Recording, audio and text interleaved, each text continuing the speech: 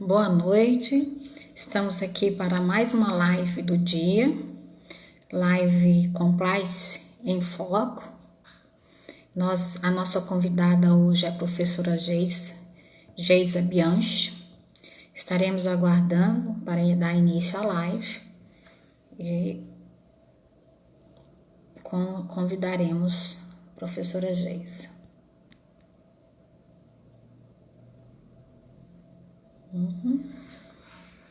Enquanto a professora Geisa se organiza, eu vou passar aí uma poesia do Braulio Bessa, onde fala da força do professor. Como o tema nosso hoje é educação, educação não se faz sem profissional professor. Seja bem-vinda, Geisa. É um prazer estar com você aqui hoje. Eu vou estar solicitando aí a sua entrada. Citei. Aguardando. Olá, Geisa, que coisa linda! Quanto tempo, Geisa! Saudades! Minha prima, em primeiro lugar, né? Geisa, enquanto os convidados entram, nossos professores, colegas, alunos, eu tomei a liberdade de colocar aqui uma poesia do Blaune Bessa, A Força do Professor. isso. Como você é professor e sem educação, sem professor, é muito difícil fazer educação, né? Eu acho interessante nós começarmos com a poesia do Blaune. Armado só de amor, segurando um giz na mão. O livro Está é seu ouvindo? escudo que lhe protege de tudo que possa lhe causar dor. Por isso eu tenho dito, tenho fé e acredito na força do professor. O professor que é um arquiteto de sonhos, engenheiro do futuro, um motorista da vida dirigindo no escuro. Um plantador de esperança, plantando em cada criança um adulto sonhador. Esse cordel foi escrito porque ainda acredito na força do professor.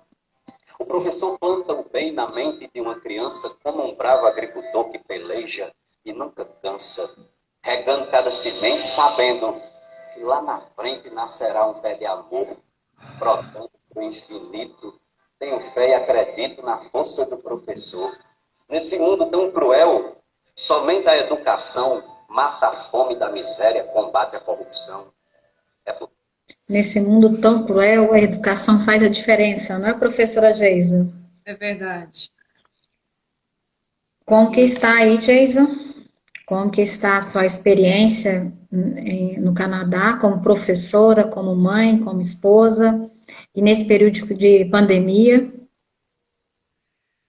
primeiramente, está me ouvindo bem? Sim? Primeiramente, boa tarde, boa noite aí, né? Boa Boa tarde noite. para mim. A gente tem uma diferença de 4 horas de horário. Sim. Eu estou em Vancouver, que aqui ao lado leste do Canadá, então tem essa grande diferença do fuso horário, né? E às vezes eu falo bom dia, eu falo boa tarde, a pessoa fala bom dia, todo mundo boa tarde, então estou aqui no boa tarde, vocês estão no boa noite. É. Primeiro eu quero agradecer o seu convite para essa live e quero compartilhar com vocês esse momento tão desafiador, né, que estamos vivendo da pandemia e em que nos vemos buscando, né, nos profissionalizar cada vez mais diante dessa situação. E eu estou aqui em Vancouver justamente fazendo um curso de mestrado de tecnologia instrucional, que vem usar todo o meu conhecimento como educadora, né?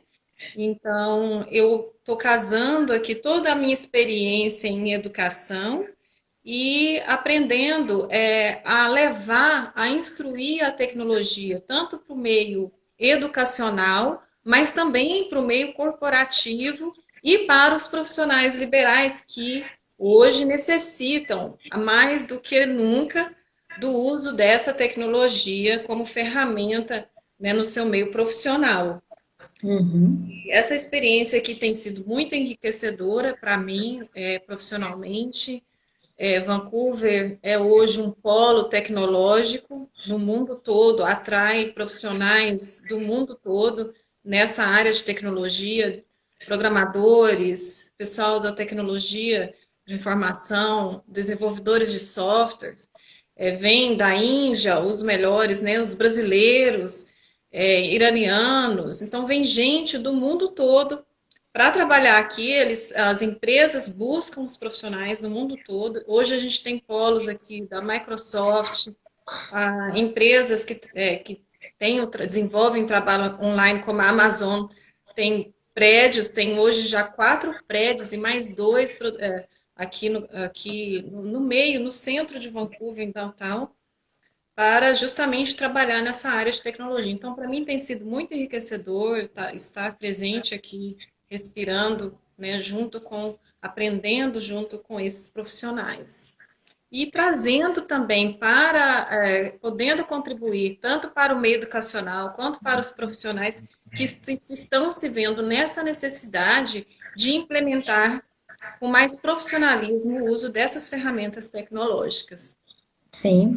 Geisa, como o nosso tema hoje é como usar a tecnologia a favor da educação nesse período de pandemia, antes de nós darmos a prosseguir o tema, eu gostaria de só falar um pouquinho, você já falou, mas eu gostaria de ler um pouquinho o seu currículo, né, que é importante nós divulgarmos essa experiência que você tem, não só no Canadá, mas como também no Brasil, como profissional da educação, né? Nós sabemos que você hoje é mestranda em tecnologia instrucional pela NIT, Vancouver, Canadá, mas você é mestre em biologia também pela UFG, no estado de Goiás, Goiânia, Brasil. Muito bom estar com você aqui hoje. E nós temos algumas perguntas ao longo do dia que profissionais da educação pediram que fizesse a você. E eu trouxe aqui 4 perguntas importantes num tema tão necessário à nossa sociedade. Lembrando aqui, né, antes de prosseguir o tema, que a nossa educação ela é preservada pela Constituição Federal de 88, né, no artigo 205, e pela Lei de Diretrizes e Bases da Educação Nacional, pela Lei 9.394 de 96, aonde traz princípios importantíssimos de excepcionais às instituições públicas e privadas, né? Dentro desses princípios, a educação com qualidade para a sociedade e para todo cidadão brasileiro. Esses são os princípios fundamentais da LDB e da nossa Constituição de 88. E dentro desses princípios, Geisa, nós, né, percebemos que a educação do século XXI, proporcionado pela educação do século XX, as tecnologias e as renovações trouxeram novos conflitos, novos desafios para o nosso século XXI, principalmente nesse momento, né, tão sério que nós estamos vivenciando, não só aqui no Brasil, mas como no mundo, que é a pandemia. E como o nosso tema é de fundamental importância para o crescimento da educação, o desenvolvimento da nossa educação nesse momento e também para a evolução dos próximos desafios que a educação brasileira enfrenta e enfrentará, nós temos aí a tecnologia, as novas formações voltadas a esse trabalho que você desenvolve junto ao mestrado que você está fazendo no Canadá. E uma das perguntas que pediram que levasse a você é essa: por que inserir o uso da tecnologia na educação? E quais são as vantagens e desvantagens dessa inserção da tecnologia nessa educação? Isso. Tem se discutido muito a vantagem. Qual é a vantagem de inserir a tecnologia dentro de uma sala de aula? Por que levar o uso dessas ferramentas para a sala de aula, sendo que hoje já se fala também da distração do aluno durante o uso dessas ferramentas, né? Sim. Bom, aí se vem a questão da gestão e de como implementar essa ferramenta dentro do plano educacional.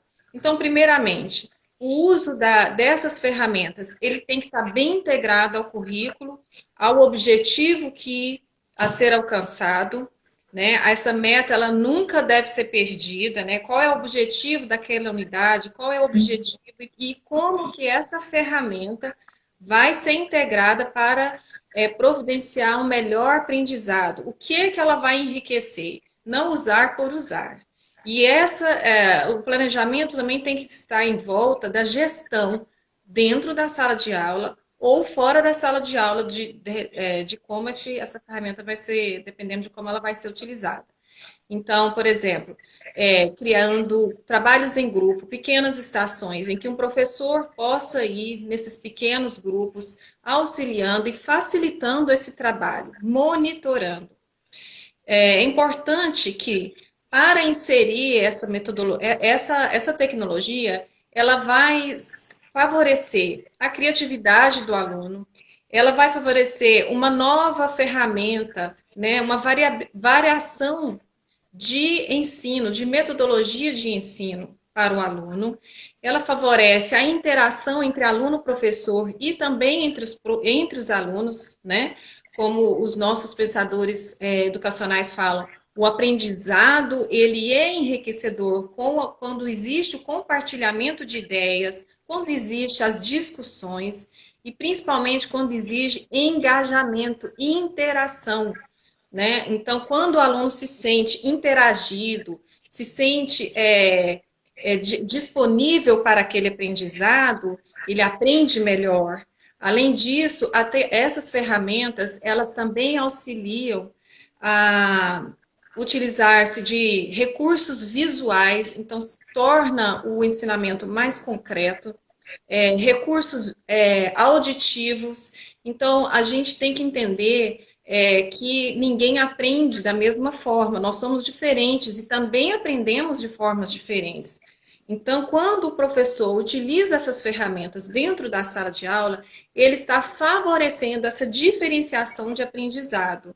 Então, ele está trazendo um recurso que vai melhorar esse aprendizado devido à utilização do recurso visual, auditivo.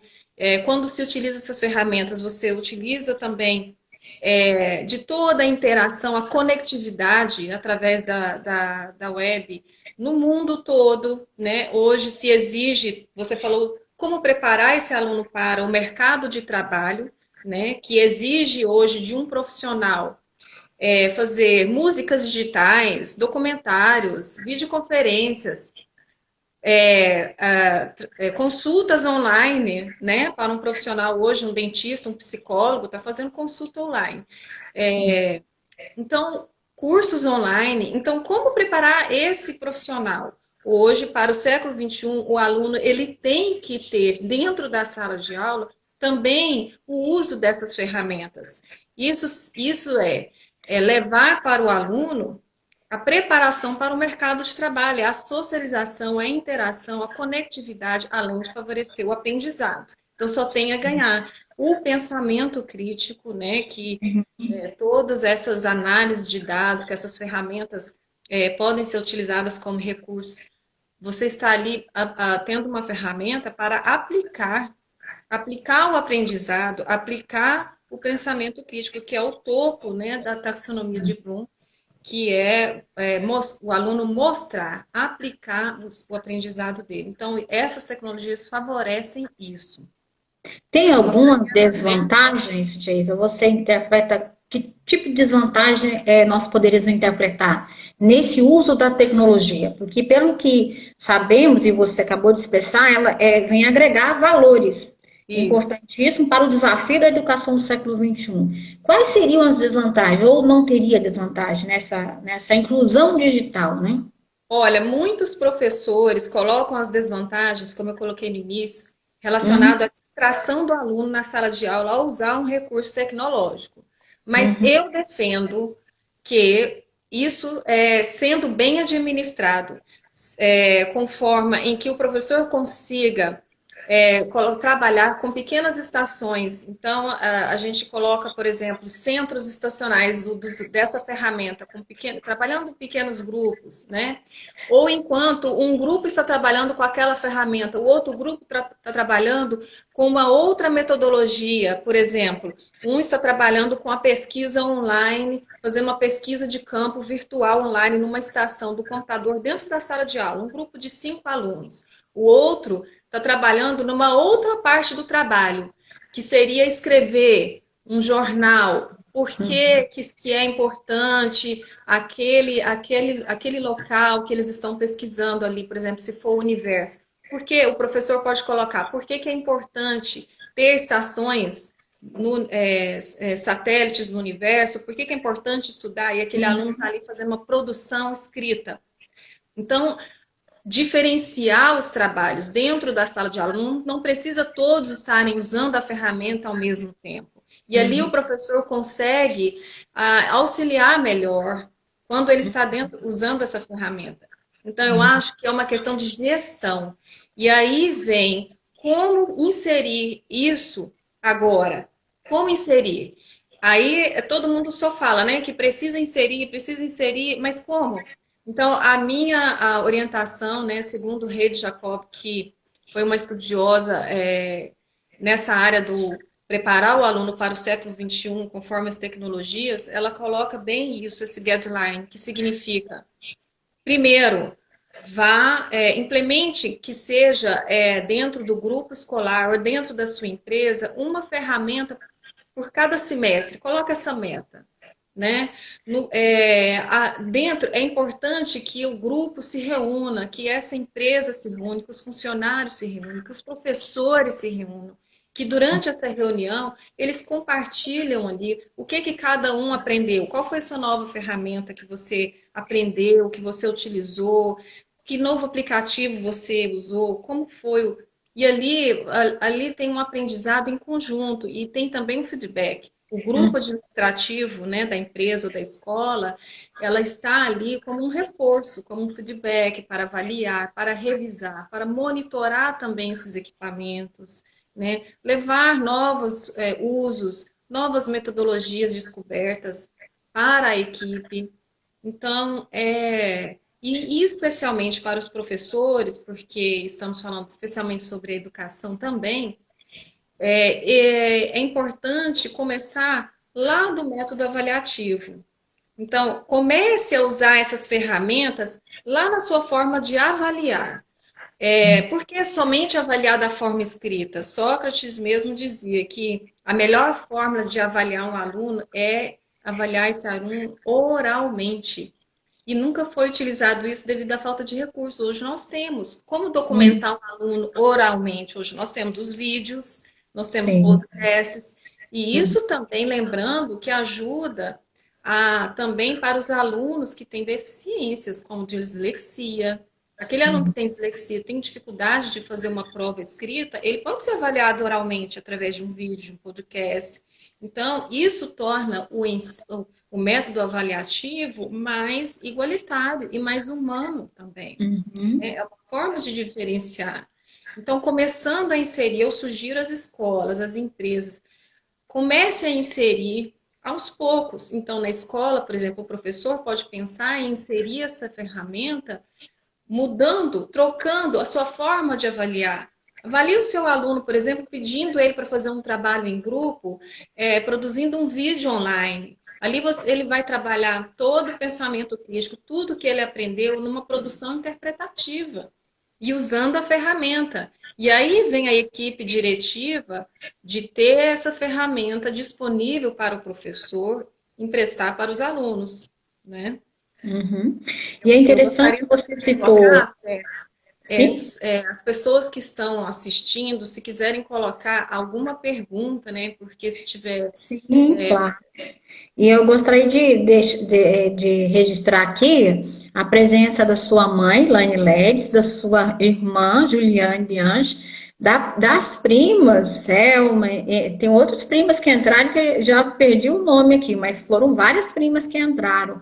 Muito bom, a família participando, das nossas parceiras Kênia, Maristela, Janaína, ex-alunos, atuais alunos, a live está muito bom. Convido vocês a fazerem novas perguntas e vou continuar na terceira pergunta, que a segunda você já respondeu, Geisa. Quais são os novos direcionamentos na educação pós-pandemia? E qual é os recursos tecnológicos que nós podemos utilizar na educação nesse período de pandemia, que nós já estamos utilizando, muitos estão utilizando ou estão aprendendo, né? Nós, professores, no geral, estamos aprendendo a utilizar vários, como fala, recursos tecnológicos que não conhecíamos, né? E ainda estamos aprendendo. Você que está estudando sobre o tema, o que você pode trazer aos profissionais da educação nesse momento? E como nós poderíamos e podemos prepararmos para o futuro, né, da educação, né, dentro de sala de aula em primeiro momento? Bom, o futuro já chegou. Nós já vivemos o futuro, né?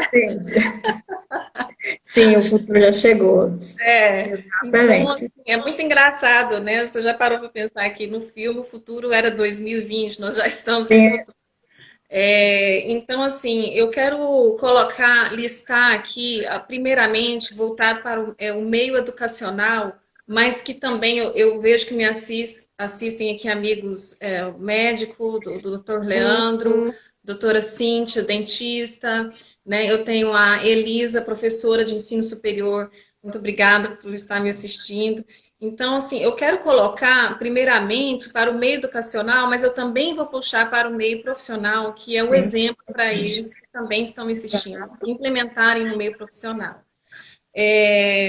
Na sala de aula, eu vou colocar, assim, bem pouco, nosso tempo é muito curto, né? Então, eu vou colocar, de toda a gama de ferramentas que existe, eu vou colocar algumas. Sim. Por exemplo, o Padlet é uma parede virtual em que ela é interativa. Sabe aquele mural em que você coloca os stick noters assim? Desculpa eu estar falando algumas palavras em inglês, é porque Sim, tem hora que pode falar. pensar assim, tradução rápida que eu acabei aprendendo inglês. Os bloquinhos de notas, os stickers, né? Que você vai pregando ali no seu mural, algum lembrete. Então, isso é muito utilizado como ferramenta, às vezes, para o próprio aluno, no final de uma aula, cada aluno coloca ali uma reflexão sobre aquele conteúdo, e aí ele faz aquele mural. Isso é muito utilizado como um recurso em reuniões corporativas ou no meio educacional, né? Essa parede, o Padlet, é um aplicativo que tudo que eu vou falar aqui é free, tá, gente? É livre, você não precisa pagar para usar, basta baixar, fazer o download do seu computador. Então, você pode utilizar o Padlet, que é um aplicativo em que todos os alunos vão escrever e vai ser formada uma parede na tela. Essa tela pode ser projetada na sala de aula ou na sua sala de reunião, né, em que todos ali participam. E, além disso, ela pode ser inserida links, vídeos, imagens. Ela tem a possibilidade de fazer um timeline, então, se você quiser fazer uma explicação evolutiva, tá? E, além disso, todos têm uma conta em que o administrador ele manda um link para todos os participantes, para os alunos, né? No caso, se for o professor, ele vai mandar esse link, esse convite, e ele vai administrar se ele pode modificar isso depois, virtualmente em casa, continuar trabalhando nisso, entregar isso depois como um resultado final, uma avaliação final. Isso é muito interessante. Sim. Outra ferramenta, só destacando aqui, que na sala de aula vale muito a escola ou a empresa também investir no projetor, né? No projetor com uma LCD e um computador para projetar tudo que for utilizado pela web, né? Geisa, tem uma pergunta aqui: como os recursos tecnológicos podem ajudar os alunos em sua autonomia? Como esses recursos podem ajudar o aluno a construir seu conhecimento e aplicá-lo na sua realidade? Então, Eu é o não que a gente consigo ler o é nome a de quem é. Carla. Um beijo, Carla. Ela é professora, minha amiga professora, Sim. experiente na Uhum. área de criança, ensino infantil, né? E então, assim, o que a gente colocou aqui é que esses recursos tecnológicos, eles vão ajudar na autonomia desse aluno como um futuro profissional voltado para o mercado, pelas exigências do mercado, né, para o século XXI. E, além Uhum. disso, qual foi a próxima pergunta? Como esses recursos podem ajudar o aluno a construir seu conhecimento e aplicar Uhum. na sua realidade? Então, a realidade é essa que a gente está vivendo, é essa demanda que tem, né? E Essa esse necessidade também, né? conhecimento, ele Uhum. só vai trazer para o aluno, enriquecer ele atualmente com um pensamento crítico, com conectividade, com socialização, com trabalho em grupo, que é o que ele vai encontrar no futuro no mercado de trabalho. Uhum. Não só enriquecer o aluno, mas como também fazer essa afinidade entre aluno e professor, né? Empresas empresários e empregadores e empregados, né? Esse corporativismo dentro das instituições, não só educacionais, mas também dentro das empresas, né? Do mercado. E é esse que é interessante, a aula, a tecnologia ela veio tirar a sala de aula dentro das instituições educacionais e colocar diretamente nas empresas, né? Fortalecer o que é necessário. Então, a educação hoje ela não só está numa instituição educacional, mas ela estende, né? Que é o papel social da educação, é isso, né? Isso. Estender esse trabalho desenvolvido nas salas de aulas para o mercado. Isso é muito importante. E a tecnologia, mesmo principalmente nesse período de pandemia, ela veio de uma importância agregar esse valor, no sentido também de nós desenvolvermos esse conhecimento em busca de resolução de conflitos, né, sociais, econômicos e pessoais, que é importante, né, o que você está falando e o que nós estamos vivenciando hoje, né, Geisa? Temos mais uma pergunta aqui, Geisa. Vamos lá. Deixa eu só terminar, antes da pergunta, terminar de colocar alguns exemplos de ferramentas Ótimo. que eu falei do Padlet, falei da importância da projeção, né, para utilizar essa web dentro do meio. E também, por exemplo, viagens virtuais eletrônicas, que pode ser usado o próprio Google, ou pode ser planejado dentro do Google, tem como fazer um planejamento antes. Uhum. Então, por exemplo, você quer mostrar um trabalho que é feito em outra parte do mundo, mostrar inclusive os espaços, né? Então, para o professor, ele pode fazer pesquisas tanto de espaços biológicos, sítios históricos, zoológicos, tem vários que disponibilizam as imagens online para fazer essa viagem virtual online. E também, por exemplo, a NASA, poucos às vezes sabem que a NASA ela disponibiliza um software chamado NASA Eyes, em que o aluno tem disponível imagens desde de 1950 até atuais, por satélites e câmeras que estão lá no espaço, e o aluno consegue viajar, controlar, e ali ele vai ter uma noção de Pelo todo o sistema aplicativo. solar tridimensional, com imagens reais. Né? E isso enriquece muito o trabalho do estudo da astronomia, que tem deixado muito a desejar, muitas vezes deixado para trás, os professores deixam para trás por falta de recursos, né? Às vezes também por falta de conhecimento, de onde tem esse recurso. Conhecimento também, né? Exato. Isso, os módulos online interativos, que hoje é muito acessível, né? A tecnologia ela é mais barata, as empresas, os cursos. Então, se o profissional quiser aprender, ou a empresa quiser trazer um profissional para dentro da empresa e ensinar né, os funcionários a utilizar, a fazer esses módulos, esses vídeos online interativos, em que treina a equipe, no caso do aluno, em que o aluno vai ser parte ativa do aprendizado, né?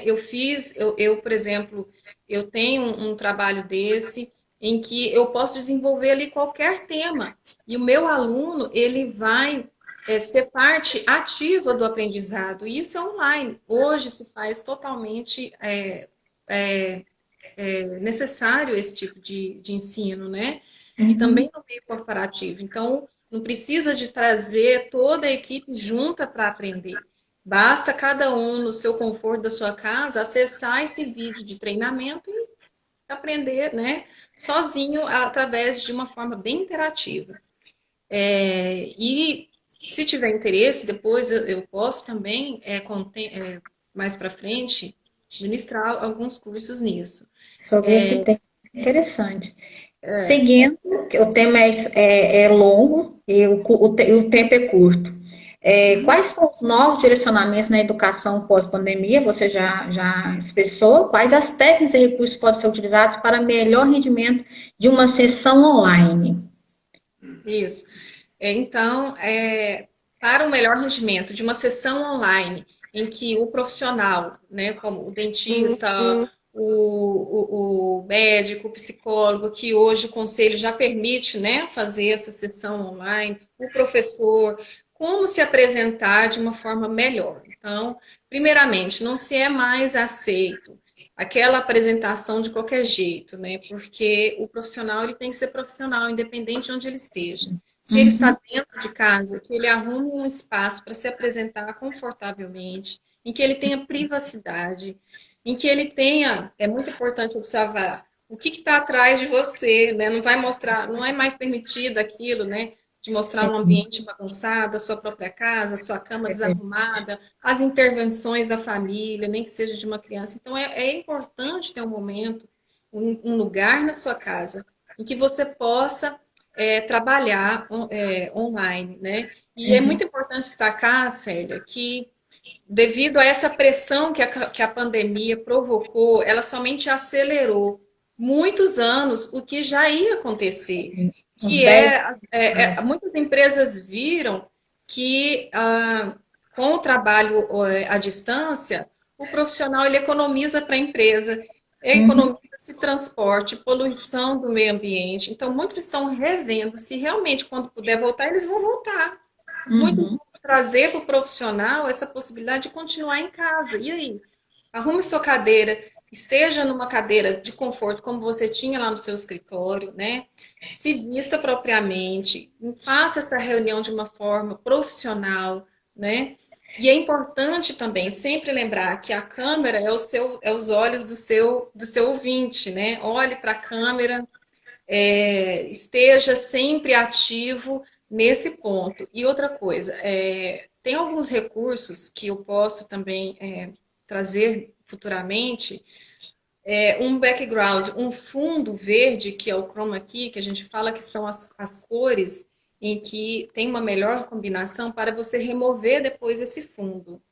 Esse fundo, quando ele é removível, por exemplo, usando o OBS, que é uma plataforma para criação de vídeos, que é muito prática para essa remoção de fundo, então você compra uma tela portátil de chroma key, coloca aqui atrás, entra numa produção de vídeos numa plataforma dessa, ao mesmo tempo em que você estivesse apresentando online, utilizando um Zoom, utilizando o Google Meet, utilizando qualquer outra plataforma, você pode se inserir dentro da tela. E isso é muito legal, porque aí você fala interagindo com o seu PowerPoint, olha aqui o que eu trouxe para vocês, essa imagem, aí você coloca ali e você está junto. Isso traz uma interação muito maior, uma concentração muito maior do profissional com o cliente, do professor com o aluno, que é o seu cliente. Sim, muito bom. Geisa, para encerrar, nosso tempo está um pouquinho curto, nós sabemos que a tecnologia ela vem realmente favorecer a mediação, né, entre as necessidades da economia, da pessoa, do profissional, na evolução da educação e do conhecimento. E também do suprir dificuldades e conflitos que nós estamos vivenciando no presente, que é o futuro. O futuro chegou, como você mesmo falou, diante de vários conflitos sociais e uma pandemia que ninguém esperava, mas eu vejo também que nas dificuldades como acontece nesse período de pandemia, nós estamos evoluindo muito na tecnologia, descobrindo formas tecnológicas que já existiam, mas a sociedade, inclusive principalmente os professores e a educação, não utilizavam, e nós estamos reaprendendo ou aprendendo, né? São novas descobertas diante de uma necessidade econômica e social, mas de fundamental importância. Eu gostaria que você me falasse um pouco da sua experiência, né, em outro país, nesse período tão delicado que a sociedade e o mundo passa. Fique à vontade para falar um pouco desse tema. Às vezes é até importante destacar, porque o que eu vejo aqui no Canadá é que o Canadá, eu não vejo ele como um país mais rico, sabe? Eu vejo ele como um país de boa gestão. Então, perante a pandemia, por exemplo, eu percebi uma gestão maravilhosa, em que hoje a gente teve a possibilidade, apenas aqui em British Columbia, que é essa província onde eu vivo, a gente teve apenas 1% da população atingida pelo coronavírus. Se espera uma segunda onda, segundo já a recorrência, né, das pandemias, sempre tem uma segunda onda devido à possibilidade de imunização da população, né, isso varia muito, mas, então, por exemplo, desde o início, desde janeiro, em que ocorreram as primeiras descobertas, os primeiros casos foram nos aeroportos, porque já estavam sendo vigiados desde os aeroportos quem estava chegando de fora, principalmente da China. Ali era monitorado essa pessoa, né, pela equipe de saúde até ficar saudável e poder voltar, né, então, para a comunidade. Então, ali se segurou até março, sem espalhar muito esse vírus na comunidade. Nós entramos na quarentena junto com o Brasil. Março, né, mais ou menos, no dia 15, que se aproveitou porque chegou às férias de primavera. E as informações já tinham naquele período, né, de outros países. Março já tinha outros países, Itália, por exemplo. Olha, na China começou, acho que meados de novembro. Novembro, fevereiro e aí. Em janeiro aqui eu estava vendo as notícias, já preocupada com os primeiros casos, né, com o alarme que estavam dando aqui, mas ninguém no Brasil estava comentando ainda. E então, assim, aqui tem um trânsito muito grande de pessoas, tem uma diversidade cultural muito grande, então tem também uma presença de pessoas da Ásia muito grande que vive aqui. E esse monitoramento foi muito intenso. Então, a gestão foi muito boa, foi muito eficiente. Hoje, depois que os alunos pararam, tinham esse break, essas férias curtas de 15 dias, resolveram, então, entrar todos em quarentena e resolveram estender. Nesse momento, as escolas ficaram atrás de como resolver a situação, porque aqui também foi novo, né? Também foi uma nova realidade. E ali veio toda a gestão do ministro da Educação, dos distritos escolares, mandando e-mail para os pais, tranquilizando os pais e informando mandavam cartas a cada semana por e-mail. Né? O que vai acontecer, como que vai acontecer, estamos trabalhando nisso, fiquem tranquilos, os alunos não vão perder o ano. E aí foram discutindo, enquanto isso, informando os pais, tranquilizando os pais e discutindo como iriam fazer. Então, as escolas também tiveram que correr atrás para informar o professor como fazer, formar esse professor de uma forma mais adequada, que plataforma usar, que software usar, como vamos fazer. Então, fizeram pesquisas com os pais, quem tinha computador em casa, quem precisaria pegar emprestado, né? Emprestaram mais de 300, só que no meu distrito escolar do meu filho, emprestaram mais de 300 Chromebooks para alunos que não tinham em casa. Eu, por exemplo, eu tenho, mas eu tenho o meu, não tenho para o meu filho. Então, isso foi disponibilizado e facilitou muito. Usaram uma plataforma comum, como o Google Classroom, Mas eu, por exemplo, conheço uma plataforma que hoje, depois disso tudo, as plataformas elas foram desenvolvidas, né? As plataformas online cada vez melhores para melhorar esse aspecto, né?